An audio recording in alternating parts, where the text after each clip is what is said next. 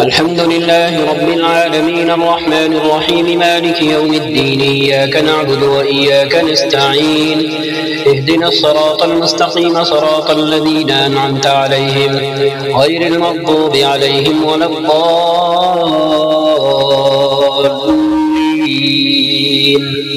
آمين.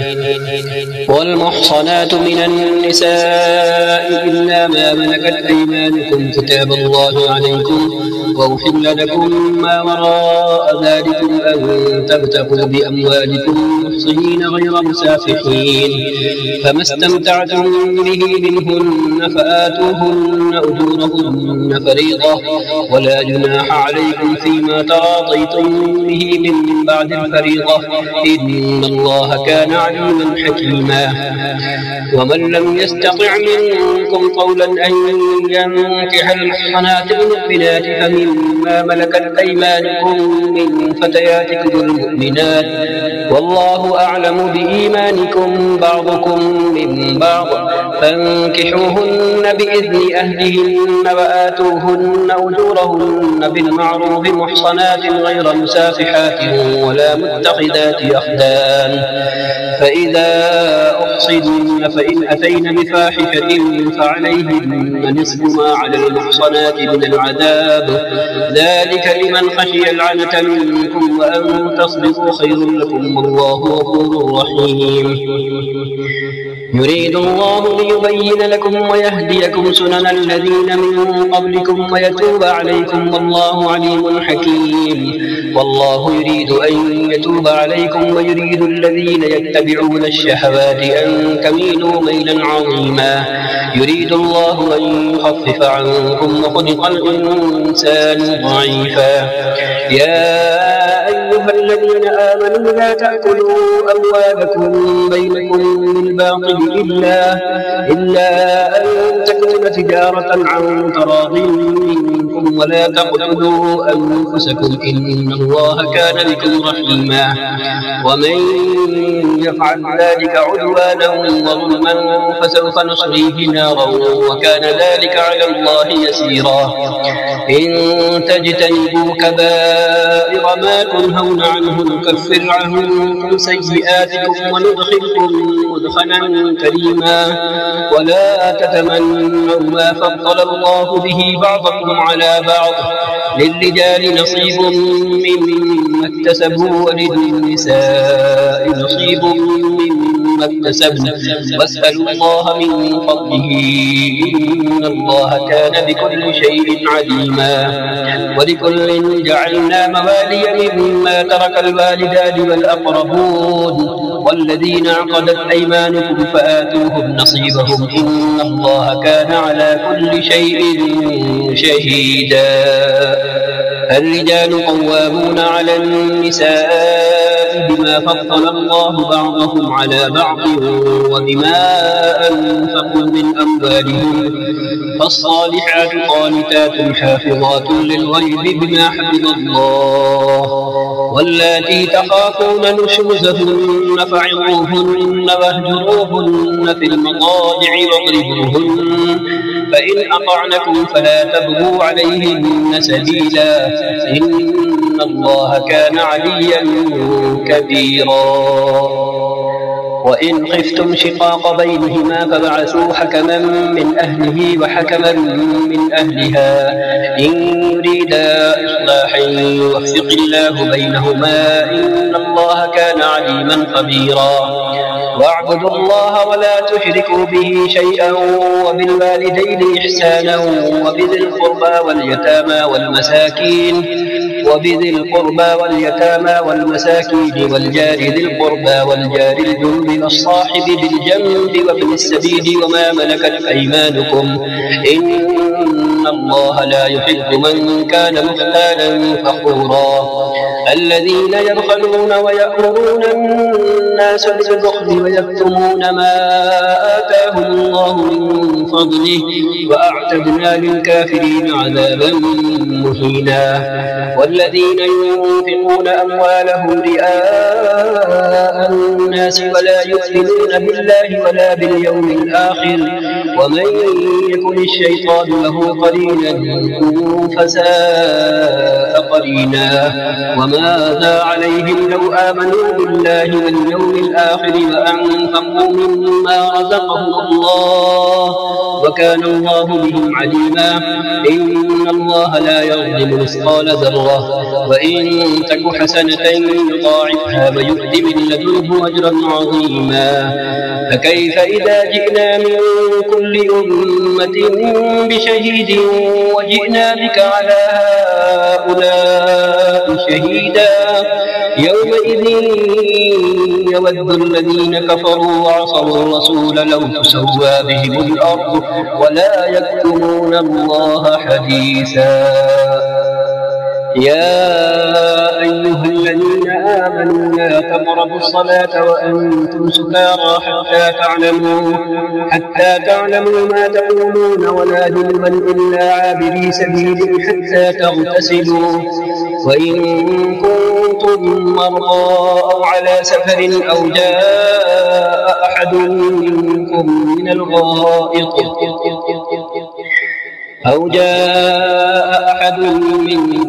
من الغائط أو لامستم النساء فلم تجدوا ماء فتيمموا صعيدا طيبا فامسحوا بوجوهكم وأيديكم إن الله كان عفوا غفورا.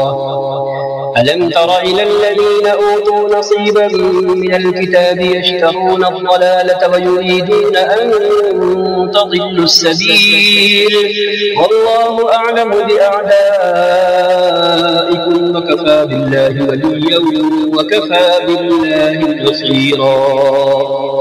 من الذين هادوا يحرفون الكلم عن مواضعه ويقولون سمعنا وعصينا واسمع غير مسمع وراعنا ليا بألسنتهم وطعنا في الدين ولو أنهم قالوا سمعنا وأطعنا واسمع وانظرنا لكان خيرا لهم وأقوم ولكن لعنهم الله بكفرهم فلا يؤمنون إلا قليلا. يا أيها الذين أوتوا الكتاب آمنوا بما نزلنا مصدقا لما معكم من قبل أن نطمس وجوها فنردها على أدبارها أو نلعنهم كما لعنا أصحاب السبت وكان أمر الله مفعولا. إن الله لا يغفر أن يشرك به ويغفر ما دون ذلك لمن يشاء ومن يشرك بالله فقد افترى إثما عظيما. ألم تر إلى الذين يزكون أنفسهم بل الله يزكي من يشاء ولا يظلمون فتيلا. انظر كيف يفترون على الله الكذب وكفى به إثما مبينا. ألم تر إلى الذين أوتوا نصيبا من الكتاب يؤمنون بالجبت والطاغوت ويقولون للذين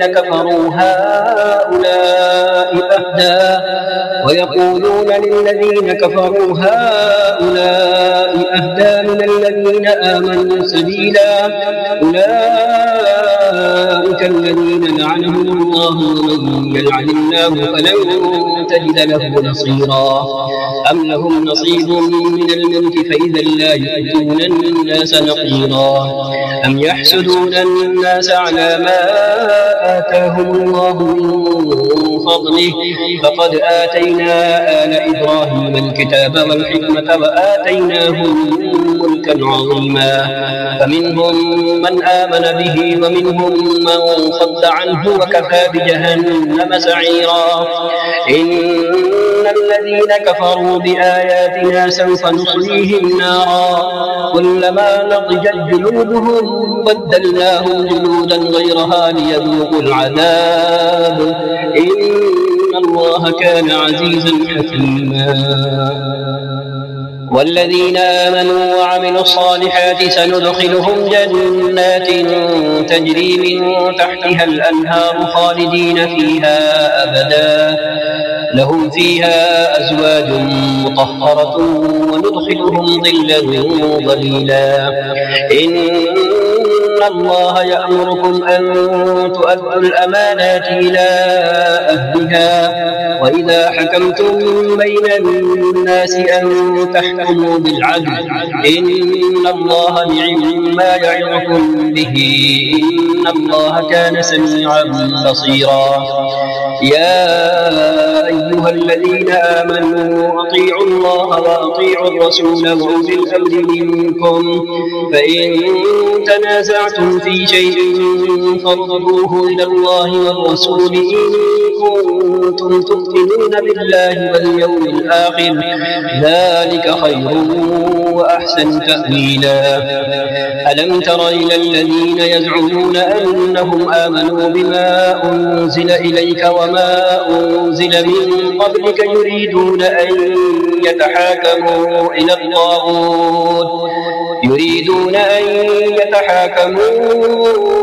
الطاغوت وقد أمروا أن يكفروا به ويريد الشيطان أن يضلهم ضلالا بعيدا.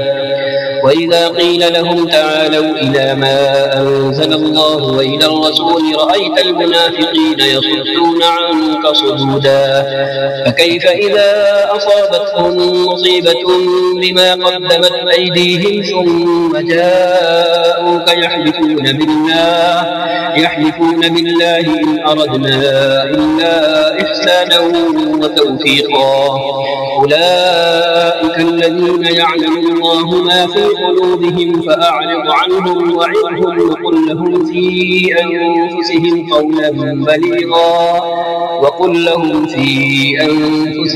قولا بليغا. وما أرسلنا من رسول إلا ليطاع بإذن الله ولو أنهم إذ ظلموا أنفسهم جاءوك فاستغفروا الله واستغفر لهم الرسول لوجدوا الله توابا رحيما. فلا وربك لا يؤمنون حتى يحكموك فيما شجر بينهم ثم لا يجدوا في أنفسهم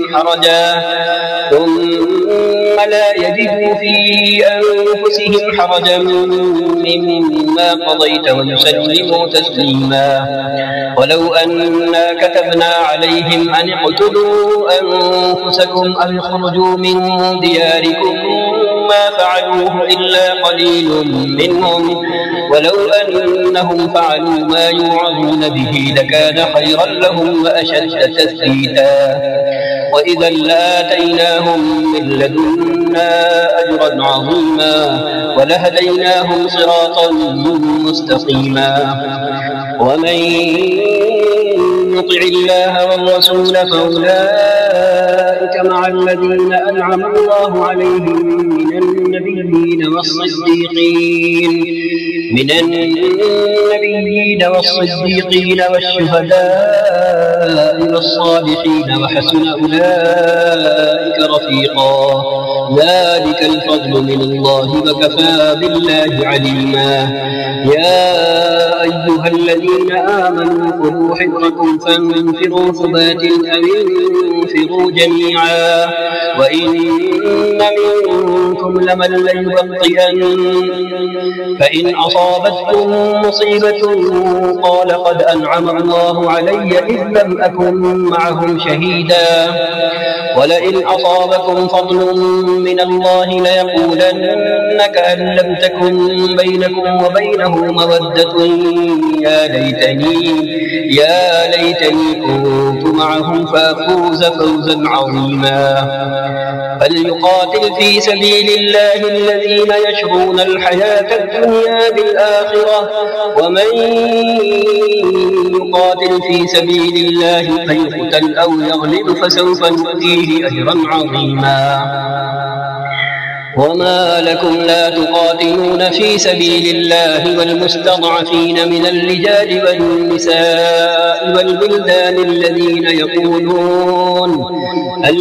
يقولون ربنا أخرجنا من هذه القرية الظالم أهلها واجعل لنا من لدنك وليا واجعل لنا من لدنك نصيرا.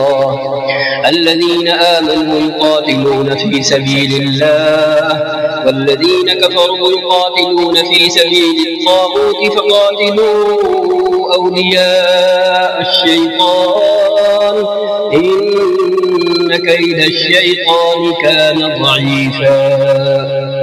ألم تر إلى الذين قيل لهم كفوا أيديكم وأقيموا الصلاة وآتوا الزكاة فلما كتب عليهم القتال إذا فريق منهم يخشون الناس كخشية الله أو أشد خشية وقالوا ربنا لم كتبت علينا القتال لولا أخرتنا إلى أجل قريب قل متاع الدنيا قليل والآخرة خير لمن اتقى ولا تظلمون فتيلا.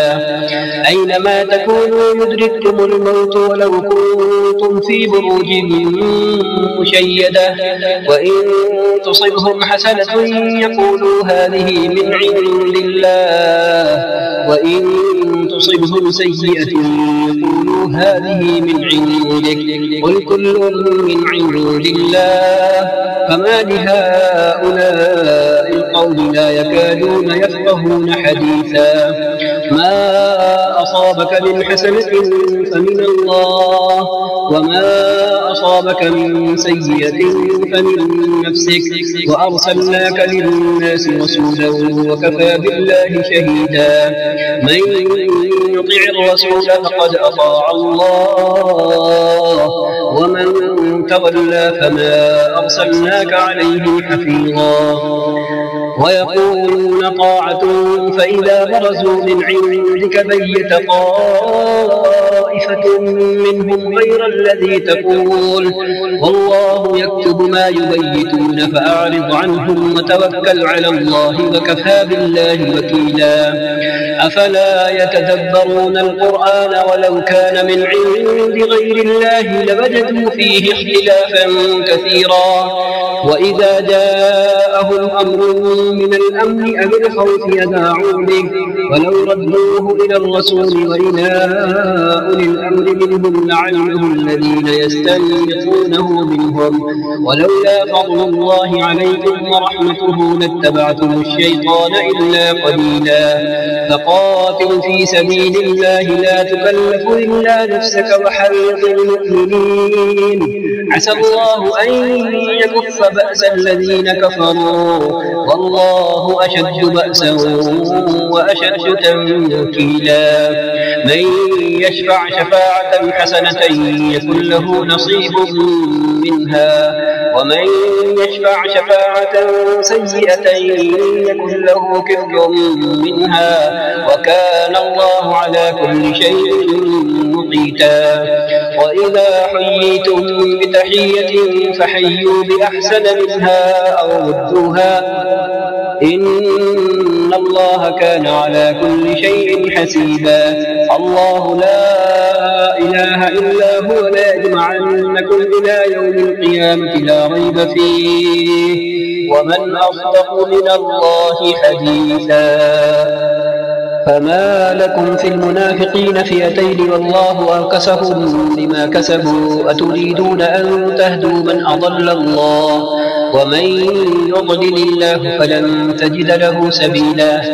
ودوا لو تكفرون كما كفروا فتكونون سواء فلا تتخذوا منهم أولياء حتى يهاجروا في سبيل الله فإن تولوا فخذوهم واقتلوهم حيث وجدتموهم تكذبوهم ولا تتخذوا منهم وليا ولا نصيرا إلا الذين يصلون إلى قوم بينكم وبينهم ميثاق أو جاءوكم حصرت صدورهم أن يقاتلوكم أو يقاتلوا قومهم ولو شاء الله لسلطهم عليكم فلقاتلوكم فإن اعتزلوكم فلم يقاتلوكم وألقوا إليكم السلام فما جعل الله لكم عليهم سبيلا ستجدون آخرين يريدون أن يأمنوكم ويأمنوا قومهم كلما ردوا إلى الفتنة أركسوا فيها فإن لم يعتزلوكم ويلقوا إليكم السلم ويكفوا أيديهم فخذوهم واقتلوهم حيث ثقفتموهم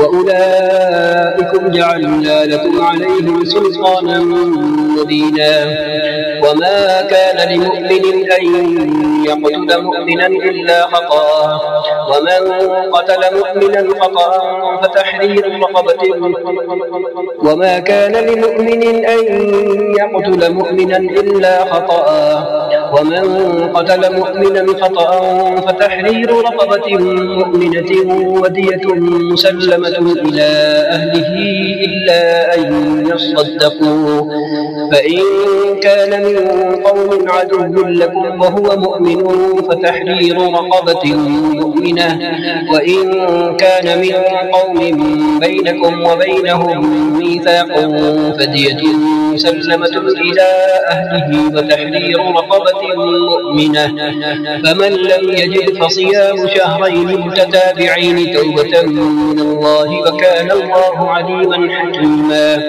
ومن يقتل مؤمنا متعمدا فجزاؤه جهنم خالدا فيها وغضب الله عليه ولعنه وأعد له عذابا عظيما يا أيها الذين آمنوا إذا ضربتم في سبيل الله فتبينوا ولا تقولوا لمن ألقى إليكم السلام لست مؤمنا تبتغون عرض الحياة الدنيا فعند الله مغانم كثيرة كذلك كنتم من قبل فمن الله عليكم فتبينوا إن الله كان بما تعملون خبيرا لا يستوي القاعدون من المؤمنين غير أولي الضرر والمجاهدون في سبيل الله بأموالهم وأنفسهم فضل الله المجاهدين بأموالهم وأنفسهم على القاعدين درجة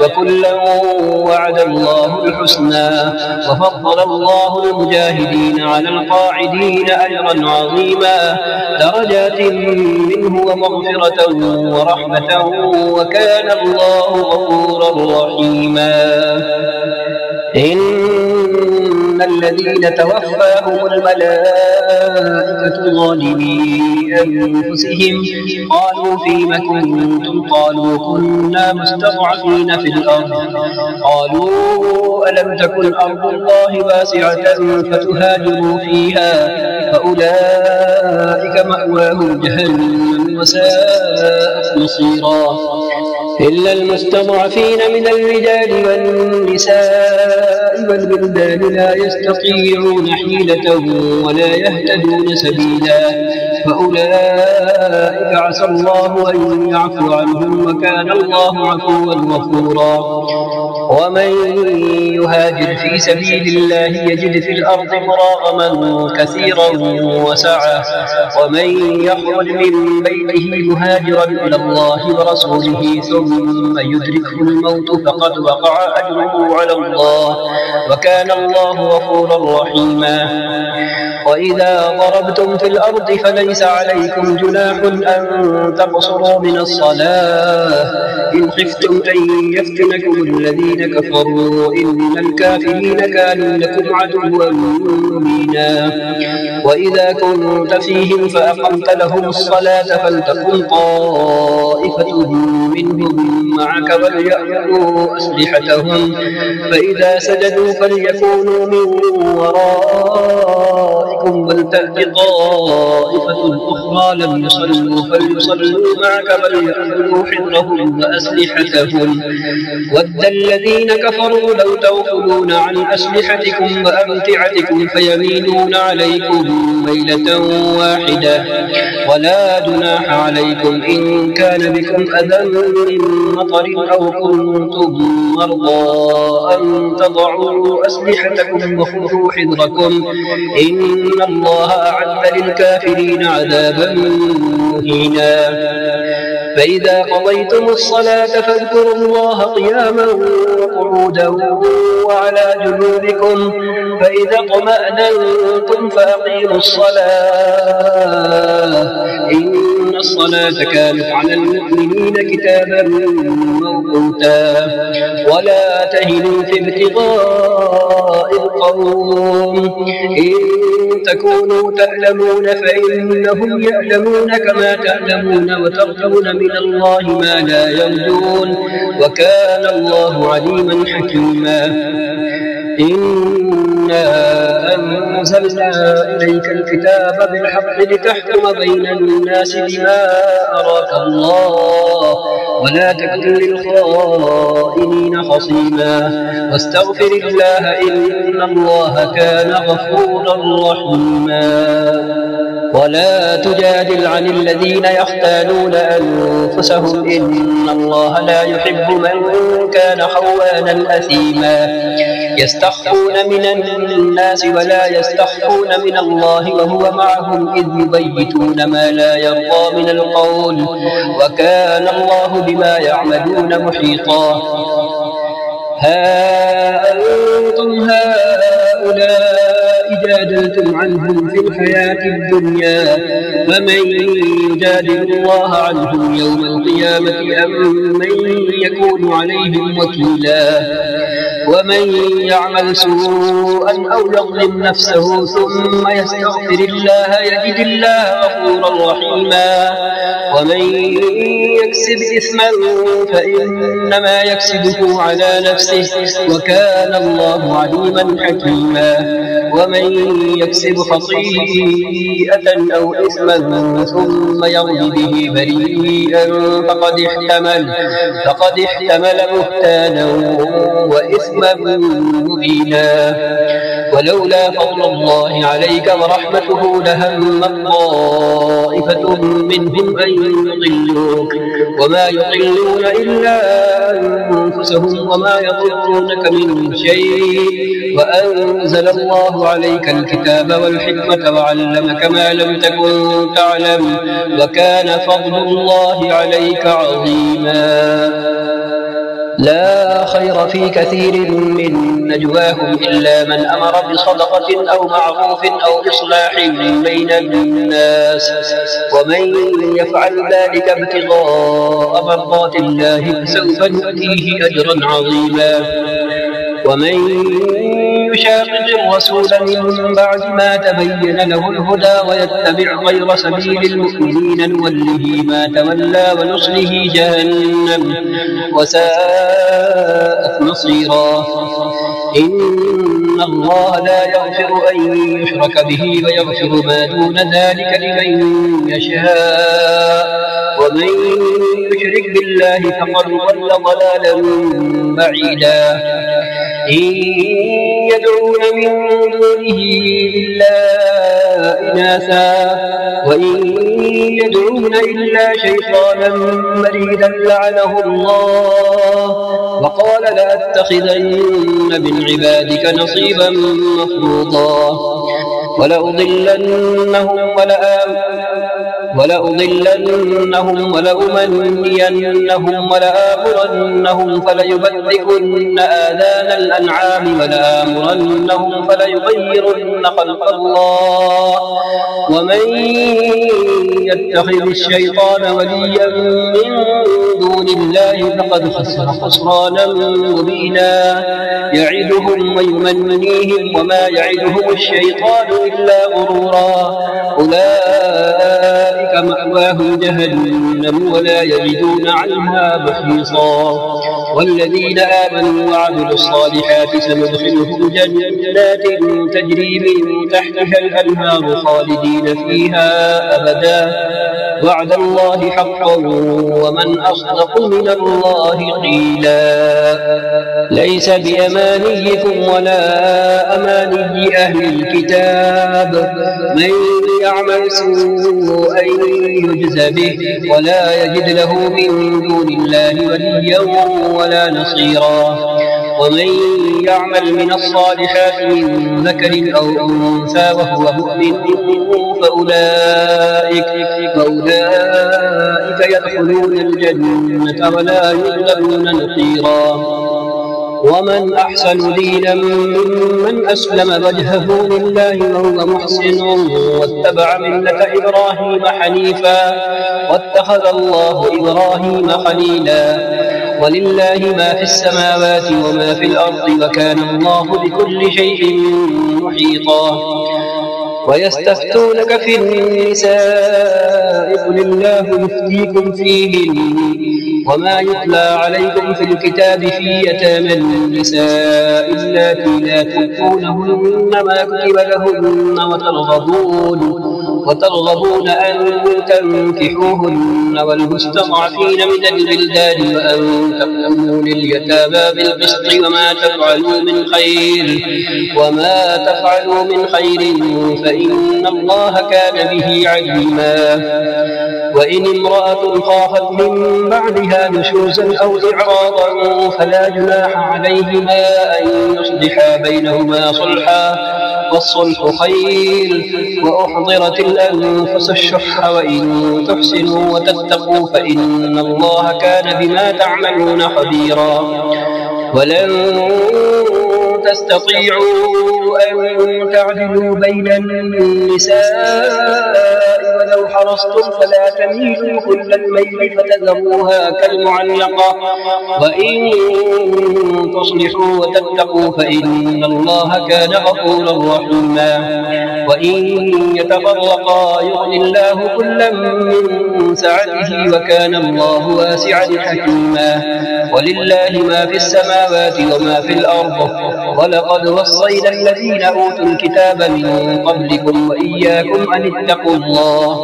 وإن تكفروا فإن لله ما في السماوات وما في الأرض وكان الله غنيا حميدا.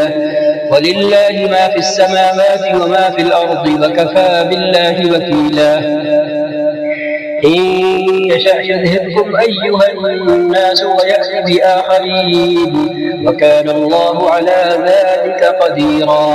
من كان يريد ثواب الدنيا فعند الله ثواب الدنيا والآخرة وكان الله سميعا بصيرا. يا أيها الذين آمنوا كونوا قوامين بالقسط شهداء لله ولو على أنفسكم أو الوالدين والأقربين إن يكن غنيا أو فقيرا فالله أولى بهما فلا تتبعوا الهوى أن تعدلوا. وإن تلووا أو تعرضوا فإن الله كان بما تعملون خبيرا. يا أيها الذين آمنوا بالله ورسوله والكتاب الذي نزل على رسوله والكتاب الذي أنزل من قبل ومن يكفر بالله وملائكته وكتبه ورسله واليوم الآخر فقد ضل ضلالا بعيدا. إن الذين آمنوا ثم كفروا ثم آمنوا ثم كفروا ثم ازدادوا كفرا لم يكن الله ليغفر لهم ولا ليهديهم سبيلا. بشر المنافقين بأن لهم عذابا أليما. الذين يتخذون الكافرين أولياء من دون المؤمنين أيبتغون عندهم العزة فإن العزة لله جميعا. وقد نزل عليكم في الكتاب أن إذا سمعتم آيات الله يكفر بها ويستهزأ بها فلا تقعدوا معهم حتى يخوضوا في حديث غيره إنكم إذا مثلهم إن الله جامع المنافقين والكافرين في جهنم جميعا الذين يتربصون بكم فإن كان لكم فتح من الله قالوا ألم نكن معكم وإن كان للكافرين نصيب قالوا ألم نستحفظ عليكم ونمنعكم من المؤمنين فالله يحكم بينكم يوم القيامة ولن يجعل الله للكافرين على المؤمنين سبيلا إن المنافقين يخادعون الله وهو خادعهم وإذا قاموا إلى الصلاة قاموا كسالى يراءون الناس ولا يذكرون الله إلا قليلا مذبذبين بين ذلك لا إله هؤلاء ولا إله هؤلاء ومن يضلل الله فلن تجد له سبيلا يا أيها الذين آمنوا لا تتخذوا الكافرين أولياء من دون المؤمنين أتريدون أن تجعلوا لله عليكم سلطانا مبينا إن المنافقين في الدرك الأسفل من النار ولن تجد لهم نصيرا إلا الذين تابوا وأصلحوا واعتصموا بالله وأخلصوا دينهم لله فأولئك مع المؤمنين وسوف يؤتي الله المؤمنين أجرا عظيما ما يفعل الله بعذابكم إن شكرتم وآمنتم وكان الله شاكرا عليما. صدق الله العظيم وصدق رسوله النبي الكريم ونحن على ذلك من الشاهدين وصلى الله وسلم على سيدنا ونبينا محمد خاتم النبيين والمرسلين وعلى آله وصحبه ومن تبعهم بإحسان إلى يوم الدين.